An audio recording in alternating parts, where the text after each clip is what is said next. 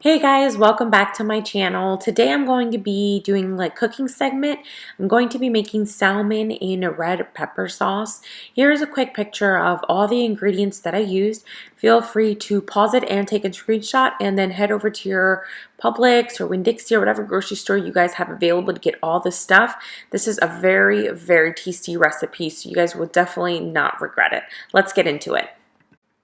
All right, so let's go ahead and get started. So the first thing I'm going to do is I'm going to remove my salmon from the packaging and I am going to marinate it. I'm only going to marinate it using salt, pepper, and garlic powder. I'm keeping it fairly basic just because I know that the roasted red pepper sauce is going to have a lot of flavor to it.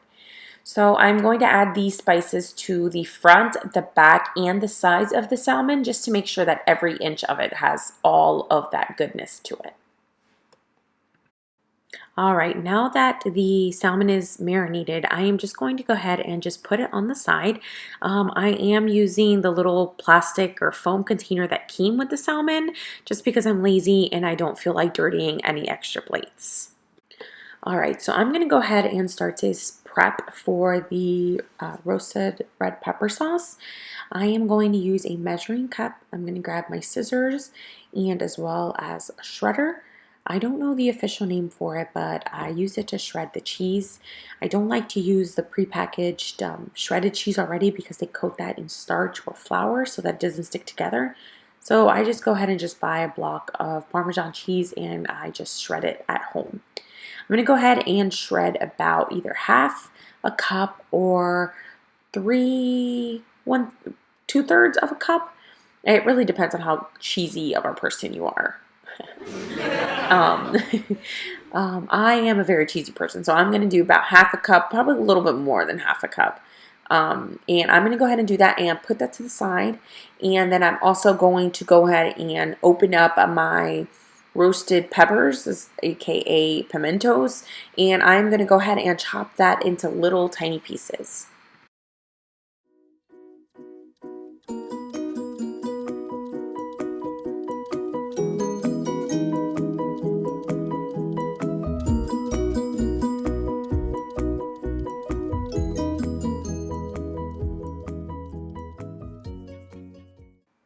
All right, so I'm just going to do a quick clean up just because I don't like to work in a dirty space.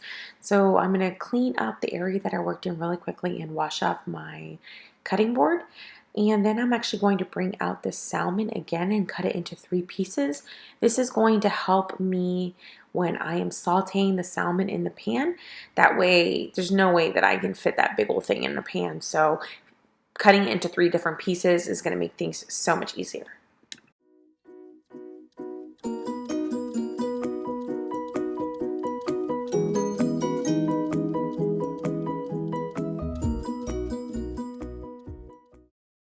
All right, so I'm going to go ahead and jump into the frying. For some reason, my camera was not recording when I started this, but basically what I did was I put 2 tablespoons of olive oil into a pan, a heated pan. Don't put the oil at the beginning because the oil will burn.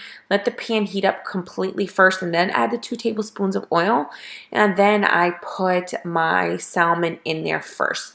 I put the side that doesn't have the skin first. I cooked that for about 5 to 7 minutes and then I flipped it over to the part that has the skin, did the same thing, and then as you can see right now, I'm just doing the sides. If you like your salmon a little bit more crispy or a little bit more burnt, feel free to cook it for a little bit longer. This is just about the happy medium for me. All right, so when I'm done cooking the salmon, I did the front, the back, and the sides.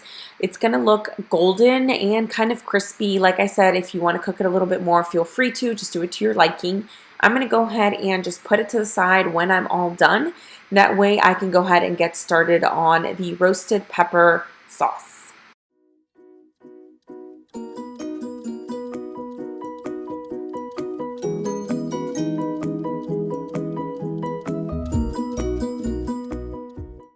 Now to start the fun part. Now I am going to make the sauce. In the same pan that I used to saute the salmon, I am actually going to put 1 tablespoon of butter into it. Then I'm going to grab 1 baby spoon of minced garlic and also put that into the pan. You could either use your own that you make at home like I'm using, or you can actually already buy it made from your local grocery store. So with that, I am just going to saute that on the pan for just a couple minutes, about 1 to 2 minutes, so that that garlic can get just a little bit cooked. Make sure that your heat is set to just about medium. If you put it on high, you can actually end up burning the garlic, and you don't want to do that because it actually make your entire sauce taste like burn.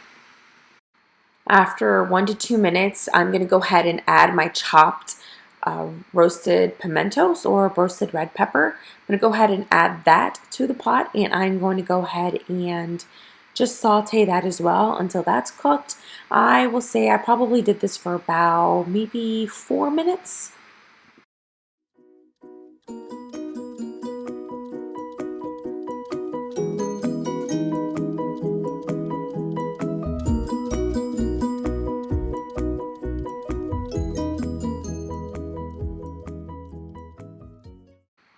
Once that's nicely cooked, now I am going to be adding my spinach. Feel free to add as much as you want. When spinach gets cooked, it gets really wilted, and it actually, you can literally put the entire bag of spinach and it won't even be that much. It's crazy how small spinach gets once it gets all crinkly and humid and wet and just all cooked up.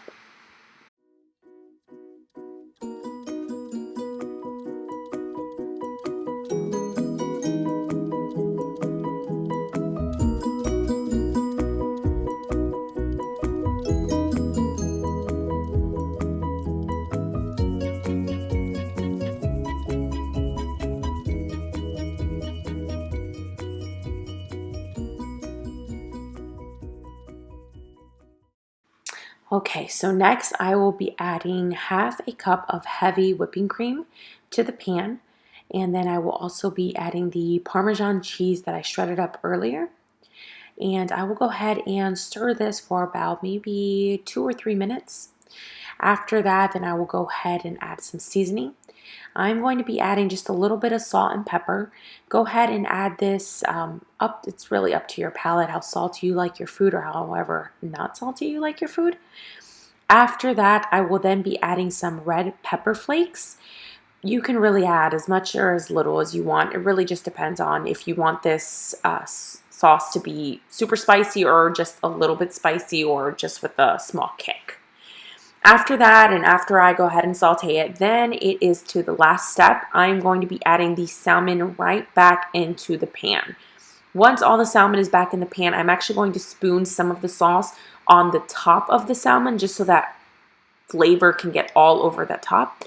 Then I will just put the top and I will let it saute on low for maybe about 8 to 10 minutes just to make sure that the inside of the salmon really absorbs all that juice and it finishes cooking completely.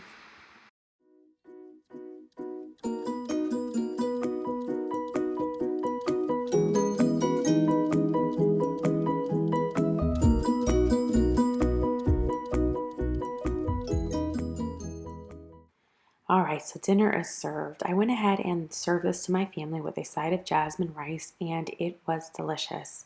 Thanks, guys, so much for watching this video. Please comment below with any thoughts or questions that you might have.